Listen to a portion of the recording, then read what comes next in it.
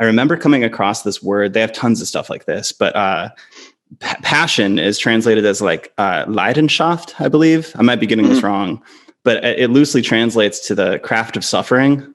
So I found that to be makes sense. Pretty intriguing. So there was as a fellow level... musician, I can also appreciate the suffering aspect. Oh my God, yeah. So to this, there's a level of purity that you don't often see in marketing and SEO content. Do you think there is a dichotomy between that and something that you're incredibly passionate about versus making it work on like a business and acquisition level? I mean, a lot of SEO driven content, it doesn't, on the surface, it doesn't seem like a lot of people are really diving deep and deconstructing like a journalist would.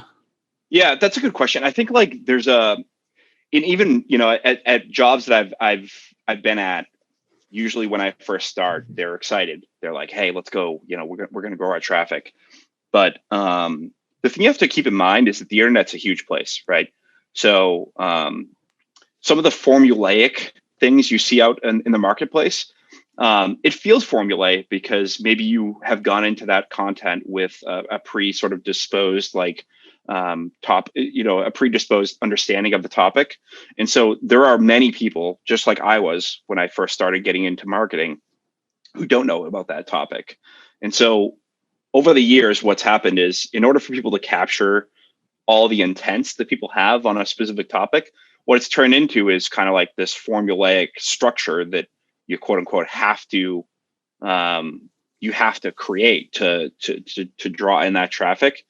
But like all things with search, that's how it is today. It doesn't mean that I'll be like that forever. I think that there are just some sort of rules that you have to understand when you're creating something for search, that there's a lot of people in this world and there's a lot of different ways somebody could come about a specific topic. And it's super important for you to sort of see from different perspectives. If you're going to do a really good job on writing for something, understand that, you know, the grandmas in the room that have never heard about this topic might be reading that as well. And people who are really sophisticated might be using that same exact term, but their behavior when they get on that page might be different. Writing for passion versus writing for SEO is something I hear folks talk about all the time. I think it really depends on what your goals are for what you're writing about. If you're writing about search, you need to go into the understanding that you aren't writing for yourself. You're writing for the people who are going to read it. And when you take that hat off of like, I feel badly about this, and you think more like, how do I make an amazing article that's going to help the person that I want to help understand this topic well? That's when I think that the light bulb goes off for a lot of writers who sometimes like they'll feel like, I don't get to express my ultimate creativity or like my unique perspective on this. But that's because you're looking at an intrinsic way. How do I feel about the content? When there are millions of people out there searching for that information, if you can really deeply understand what other people want and you can help them achieve that goal, if you have that motivation, I think that's really important to keep in mind. And there's room for content that doesn't align to search, or maybe it's about creating an opinion that is different from the norm. And there's plenty of places for that type of content. But when you're driving search traffic, you have to understand there's millions of different types of people out there looking for information. And so you have to take that hat off for a second and really think about how you can solve their problems.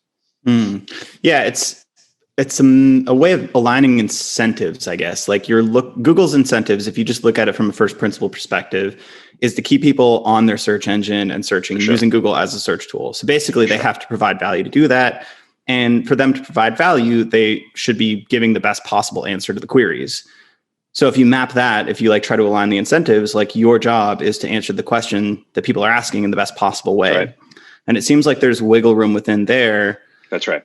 To say like maybe the top 10 aren't answering it exactly the best possible way. And like I can match that expectation, still create the similar format that would be appropriate for answering this query, and then add some on top, add my angle, add my like passion, add like whatever additional context I have. And that's maybe a way to blend the two worlds. But it seems like you have to start from the perspective that like, this is a query. People are expecting something in this format. If it's what is X, they expect a short answer and like kind of a pithy thing that they can walk away with. If it's like how to do X, it's like, you know, step-by-step listicle format. And it's like fitting that into that box is important. But then from there, maybe you have some wiggle room.